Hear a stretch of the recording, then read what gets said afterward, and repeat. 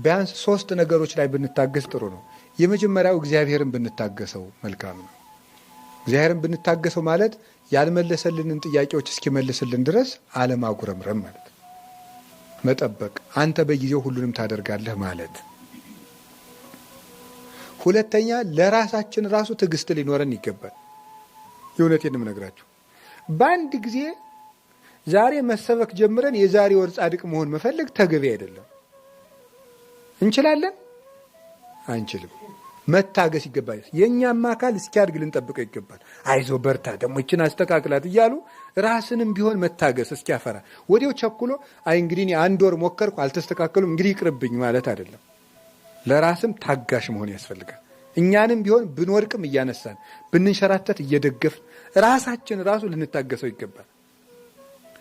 በስህተቱ እንዲቀጥል ሳይሆን እንዲበረታ ለራሳችሁም ይቅርታ ማድረግ አለባችሁ። አጉል ይቅርታ አይደለም። አይዞ ትደርሳለህ፣ በእግዚአብሔር ኃይል ትደርሳለህ እያሉ ራስን ማበርታት ያስፈልጋል። አሁን ካልተለወጥኩ አለ ማለት ነው። 3ኛ ዳተኞች አትሁኑ ግን ተብለናል። ፈጥነን መወሰን አለብን፣ ግን ለውጡንና ፍሬውን ቶሎ አንጠብቅ ነው። 3ኛ የኛ የሆነን ሰው ልንታገሰው ይገባል ነው እስኪስተካከል ድረስ።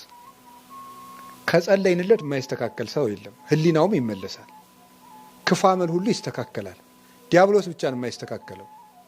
ስለዚህ ያን መታገስ ማለት